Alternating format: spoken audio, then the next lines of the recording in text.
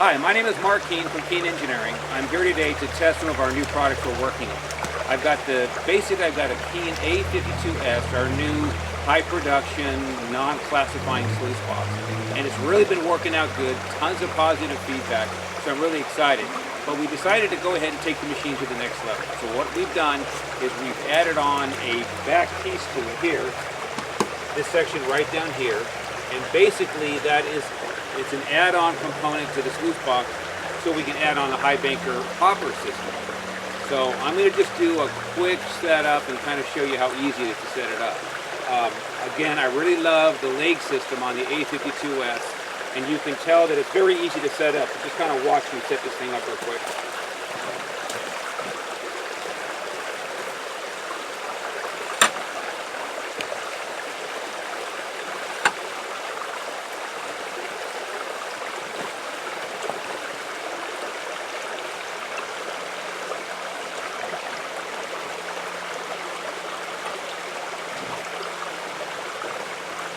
Now that's really disgustingly fast and easy, so it makes the job so much easier.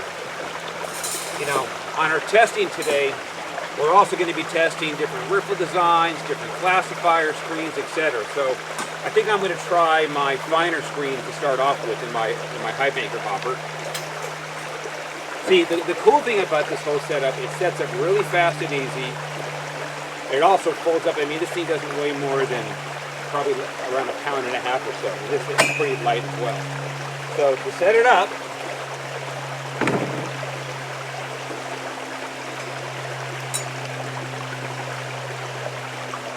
you've got a real cool system. I have a couple rubber dampers in here which help control the water flow, which help keep the water flow nice and smooth. So I'm going to go ahead and get these handy when I set it up. Alright, so now I went ahead and I got my first rubber flap in.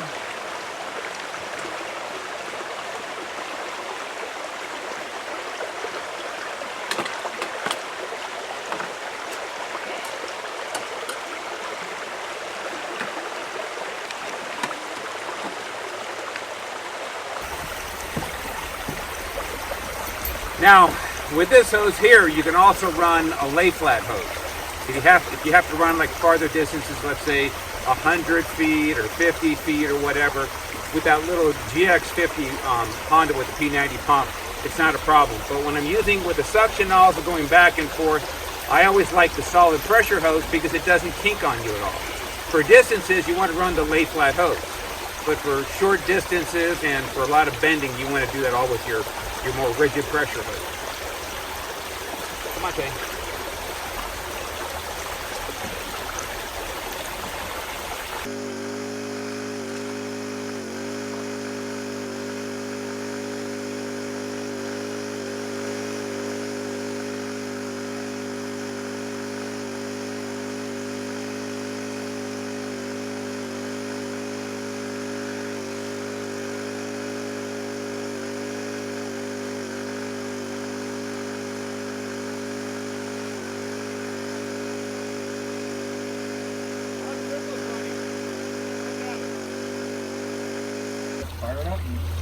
We're not actually high banking or dredging, we're just pretending we are. We're just pretending, we're not actually doing anything. Exactly. See, Easy. I don't like that water to start off fast when you already have a loaded box. That's why it's best to fire your engine up and then turn the water force on slowly. Absolutely. That's better for recovery. And what that thing you always told me when you were in, where was it, Venezuela? No, when I was up on the Yuba River. One of the big mistakes I made is when I was in Northern California, I was running an 8-inch dredge on the North Fork of the Yuba. We didn't clean out that box that night, and we probably had about 3 ounces of gold in the box. And that first initial surge of water coming in the sluice box in the morning, but what happens sometimes is a lot of the organic oils kind of come to the top as the water drains out of the box, and the oils come to the top and sit on top of the black sand and concentrates. And then when you hit that first boiling surge in the morning where that first roll of water is coming at a pretty good standing wave down the box, it actually washed about 3 ounces of gold out of our box into our tailing piles, and it took about 2 days to go through all of our tailings again to recover all our gold. So that's why you want to feather in the gas slowly, and the same thing, feather it down. When you shut down, do it very slowly, just don't cut it off. Because a Hungarian riffle, one thing about it, and not just a Hungarian riffle, but a lot of riffles, they don't like surges in the box. So cutting off the motor and then starting it up while you still have a lot of throttle to it is not good for any kind of recovery system. Let's keep it on. Okay, get it started. That's about quarter throttle, roughly. Take a little more, maybe?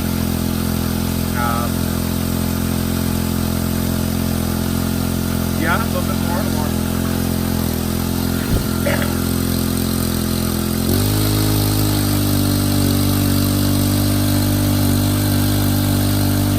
That's about half.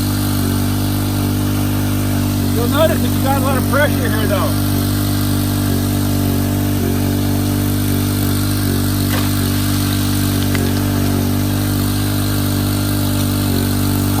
Now typically in a hopper, we're using a 1/2-inch screen, but we decided to knock it down. It looks like we probably got about a 3/8 of an opening.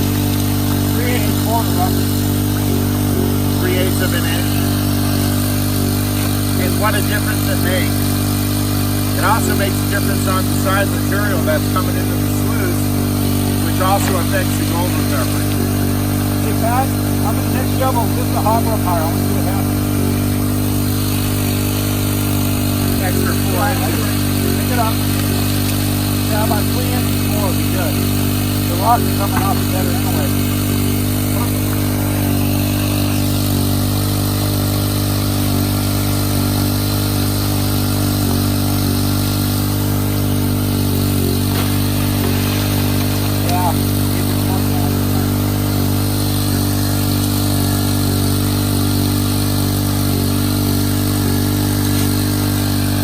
What you got to realize too, if you're shoveling in river type gravel, you can run a nice steep hopper. When you're shoveling like material that's in dirt clods and caliche and hard packed material, you want to run the hopper a little flatter so you have more time that the spray bars can help, you know, disintegrate, disseminate, whatever you want to call it, the clays and stuff. I'll put it in my video. I kind of want to do it with you too.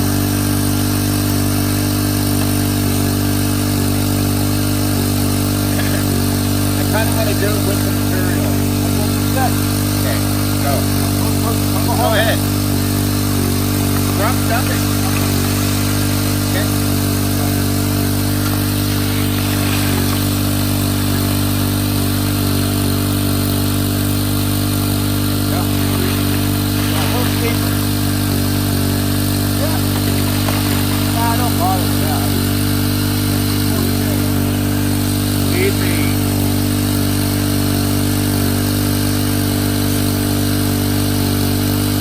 Again, we need to clean out that sluice section by section by section.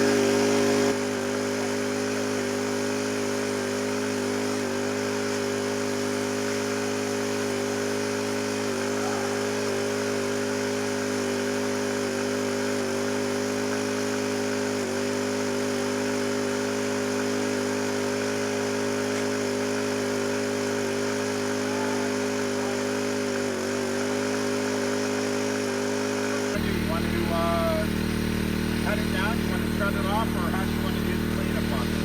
I think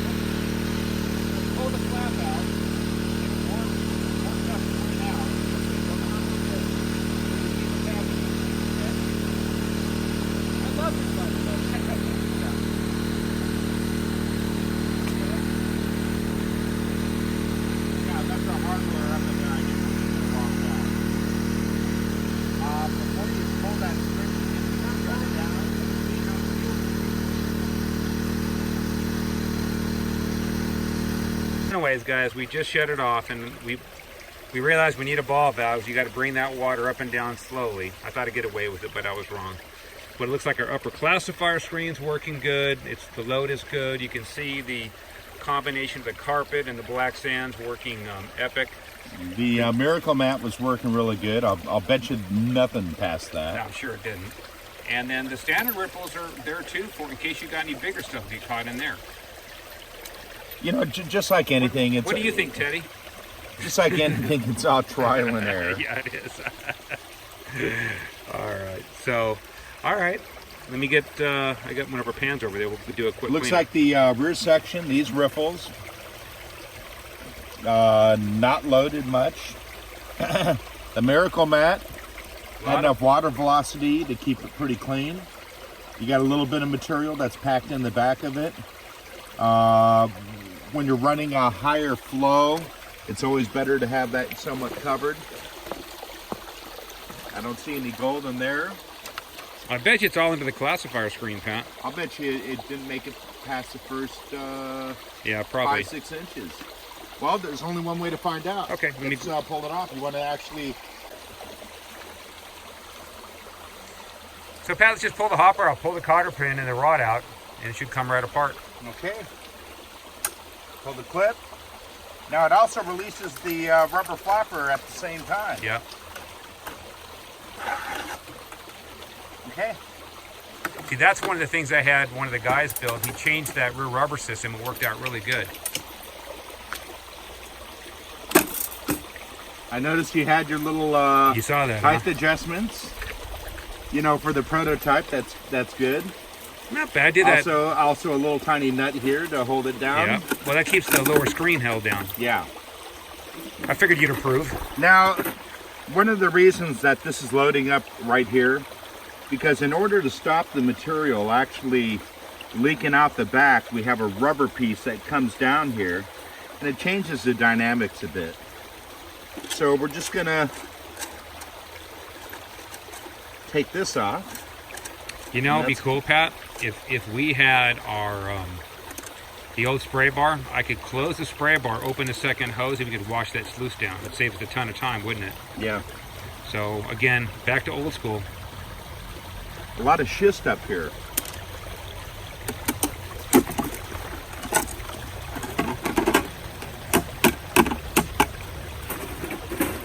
Apart? Yep. Okay, so I think I'm going to pull the head section apart first. I'm just curious if this is where my values are.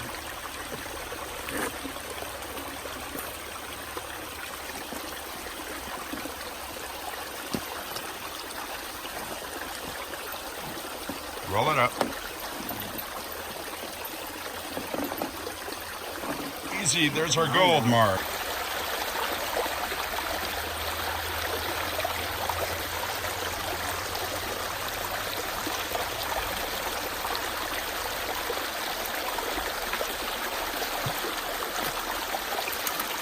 Let's see what we got in here.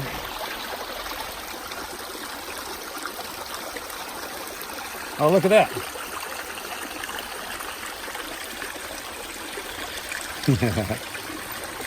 That's almost all of it right there, Patrick. So maybe that Miracle Mat wasn't such a bad idea on the very front. So we went ahead, we just cleaned up the Miracle Mat in the very front of the box. And honestly, I'd say we probably caught 95% of our gold right up in the front. So now I'm going to kind of dissect the sluice box section by section to see if there's any more gold down the box. So next I'll pull the first rubber carpet. Okay. You know I don't like percentages, Mark. I know, but... Proof's in the pudding. Proof in the pudding. Every time you hear a percentage that someone claims that something does so much, and either in the total recovery or a section of it, it's generally bullshit. Yeah, that's true. How about most of the gold was in the front? Okay. Can you deal with that? I can deal with that. I remember a long time ago we went up to this wildlife refuge and we actually had camels all around us. And while I was panning for gold, these camels were dipping their necks down their heads down and drinking the water out of our gold pan instead of out of the stream. And it got to be pretty annoying.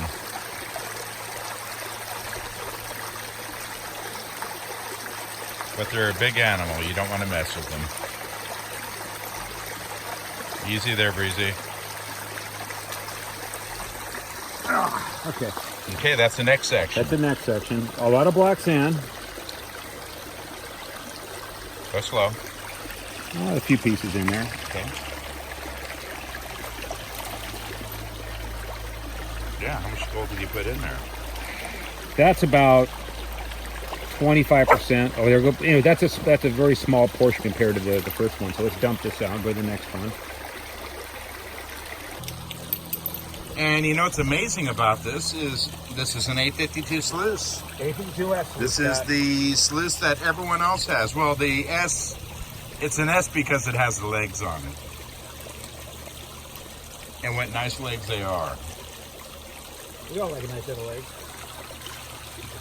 Speak for yourself.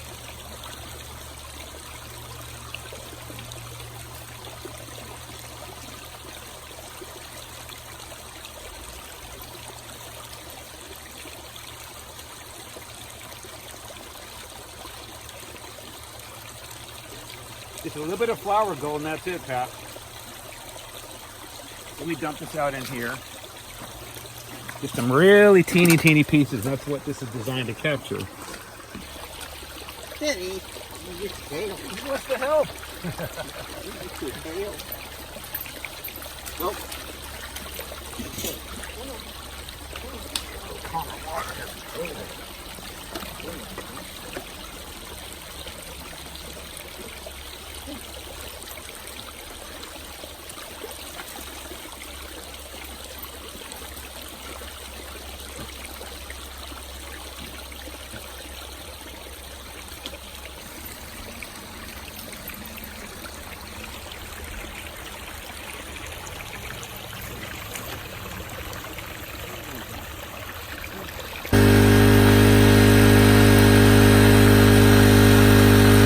That's one way of creating a hole for your foot valve.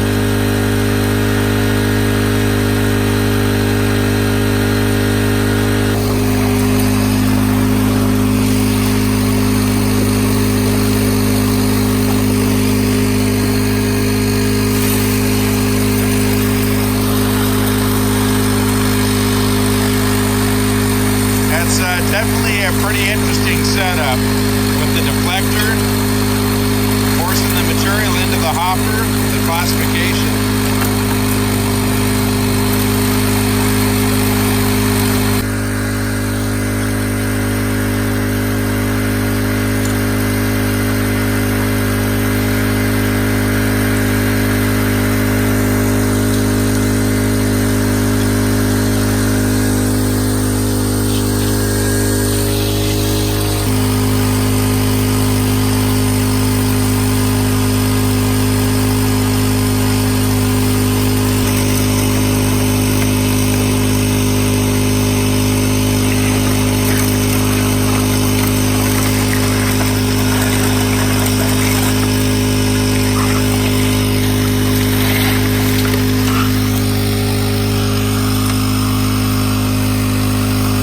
One of the things we have to explain, we're not really dredging, but we're trying to find out with the volumetric flow from a 2-inch nozzle on how much water we're getting through the sluice and how the sluice box is working with the dredging riffles. These are the taller riffles, right? These are the standard riffles. Oh wow! So that's what I'm wondering. It looks like it's working okay. I don't know. I've kind of been favorable to the taller riffles, but you get more turbulence. You want to try them real quick? Well, we have to try it every way.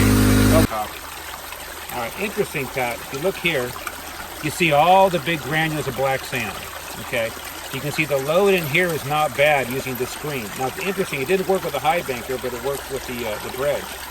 So I think what we should do now is let's just let this riffle bore wash out, and then let's go ahead and try the bigger Riffle board. Okay. But what do you think about this? It's flying pretty good, Pat. I know you want to try the other one, but this is doing a pretty sanitary job. I'm not Well, I'm disappointed. looking at the amount of black sands that are left in the last section. Yeah. Even though as we shut it down, a lot of that material skips from behind the Riffle and kind of pushes out. Okay. Bottom line, from what I'm seeing, it's running overloaded. We should be putting a little bit more tilt on it. And let's try the taller Riffle. Okay, we've got to hurry up though. We're losing water. All right, Pat. Let's see what's going on here now. I'm curious to see what it looks like underneath here. You know what? Perfect load, Pat. Heavy blacks underneath. And I bet you that's where all our color is. And then good load down here. Indicator mat's got some, I don't see any gold in it right now, but Okay. well, let's go ahead and try the other Riffle. I agree. Okay. All right, Pat, hand me the 1/4" woven wire. Okay, here you go. All right, this stuff has been so cool for us. You know, this is kind of going back to things I've discussed a lot before, but basically the water that passes over the top can be moving really fast, like 5, 6, 10 feet per second. But the water underneath it only moves at like 2 to 4 feet per second. And another thing that I've always experienced with it, it force classifies the material through it. And I mean, it dives quick over the woven mesh. Well, you see what? Because the wire mesh is so large, or the diameter of the wire, that it creates its own little, almost like a ripple effect. I think also because it's rounded and it helps contour the flow right down, and it just force classifies the material. And that stuff has worked great for us. Yeah, and that's why it's so much better than a punch plate. See, a punch plate has almost like a square edge. Yeah. It doesn't perform, but the round rod seems to work a lot better. Okay, so you can see here, it's a new, taller, more aggressive Riffle, and then you can see your woven wire, and then there's like a light expanded metal underneath that. But it looks like it's going to work out really nice. We got Miracle Mat up underneath the classifier screen. We've got some traditional miner's moss with some expanded metal on top, and that's really nice because it's very forgiving. You can really have everything out of whack and it still doesn't lose any gold. And then I got a couple open traditional Riffles, and those are good for capturing your larger gold nuggets or golden quartz. See, if you run too small of a Riffle, you can have some of the bigger golden quartz just wash right over. But with a couple larger Hungarians, it's a lot more idiot-proof. And then we've got basically what we classify as our slow flow recovery system at the discharge. Exactly. And just to show you what's underneath here is, again, just the carpet with the higher expanded metal.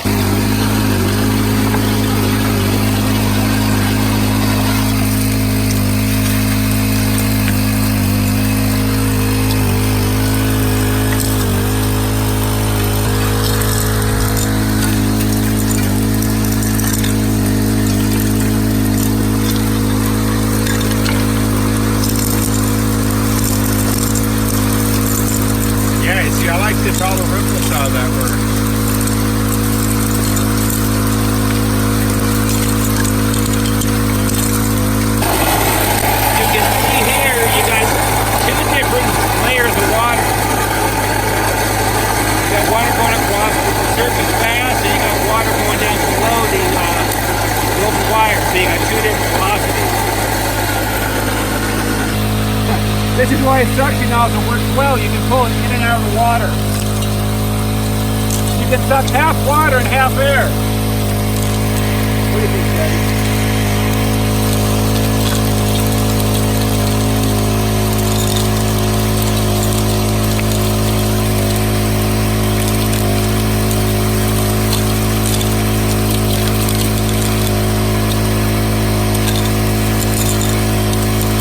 In there, but the ripples are actually working really good.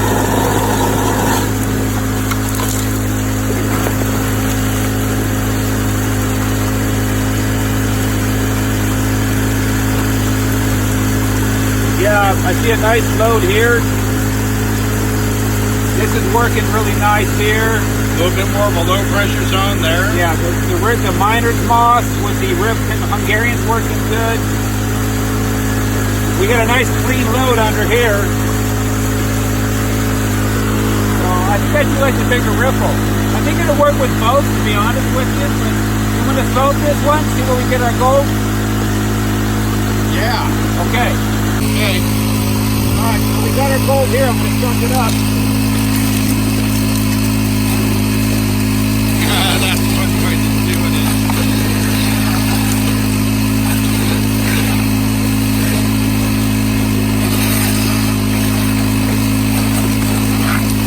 Mark, I've never seen that happen before. What's that? Sucking gold out of a Oh, pan. isn't that funny? I never did either.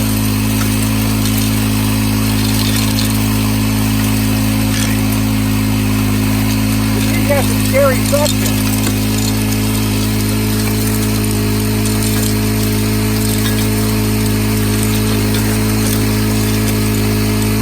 This works really well. Look at this Yeah, one but right look, here. look at this, Pat. Look, this riffle is half the height. That is half the height of that one. These three are half the height of that. So I think we're probably okay, Pat. You got to remember, on this one, I had to raise the riffle up. There's almost about a quarter-inch gap under the riffle. Well, it's kind of an optical illusion where It is optical, I'll give you that. But, and then we shoved the expanded metal up underneath it and the miner's moss so you can get a nice flat compression Well, the on your miner's screen. moss isn't underneath that first riffle, so it's allowed the black sand and everything to help push that material up, and it's kind of losing the riffle action right here, if you notice. Yeah, I do see that. That's kind of And interesting. then it's overloading on this one a bit. This one here, we can still see the expanded metal wire. It's almost a little buried because you got the taller riffle right next to it, where maybe it just needs a little bit more spacing. Maybe. You know what? We should try it anyhow, because that's what we do. We experiment to see how all this works. I think for right now, with the punch plate, with the configuration that we are running it, let's see where the gold's ending up. Sounds good. All right, let's do a cleanup. So one thing I really like today is I can't say enough the legs that you can articulate and go up and down. It's made the setup and the operation 1,000 times easier than I've ever used a little high banker in the past. It's also super cool to be able to pull one simple pin and the whole hopper comes off. To make the cleanup, cleanup quicker and easier, and also if you want to just pack it in, it's just easier to break it down into pieces. But what you don't know, that we haven't really showed you, the hopper actually will fold down all the way into the box itself. I'll show you this later.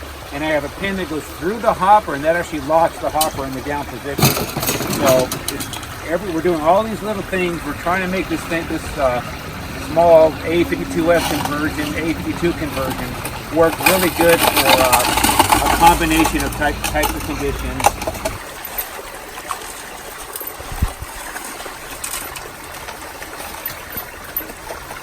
Okay, see if you can rinse that. Okay, there you go. We're running out of water. There we are.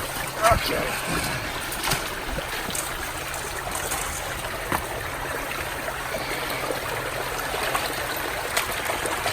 Yeah, without having the hoses hooked up with a slow flow of water, which you like to have with the little valve, it makes it a little bit more difficult to clean it up. Because I would let the hopper on and just had it run at just a very slow flow of water, but it's so much easier. That's something we're gonna have to fix, that. Even if we took the hopper off, we could have shut the spray bar down. That in there. Even if we had the hopper off, you still could have used that hose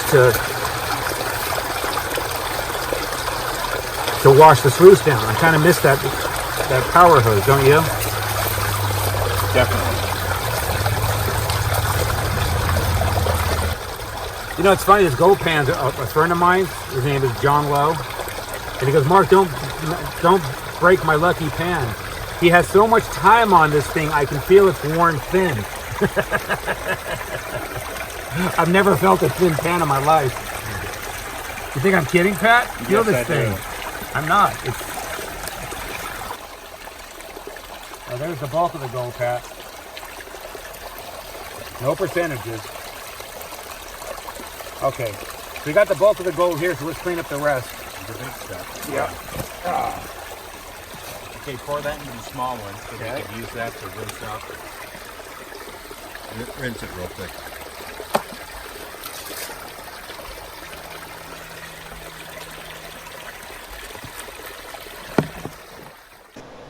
So Patrick and I went out, you can see here, and we did a lot of testing on the new Keene A52S with a modified back end and adapting the new high banker hopper. So I'm really happy with everything worked. I would say both riffle boards did exceptionally well. The hopper did exceptionally well. Probably the only really thing that I was really upset about is that I didn't really design the spray bar system properly, so we're going to change that up on our next test. But overall, everything worked out good. You may not have seen the final cleanup. We basically ran out of batteries, etc. But anyways, both dredges, we got all our gold back with both riffle designs. So we're going to go out again this coming weekend, and we've already made many changes. Looking forward to the next test.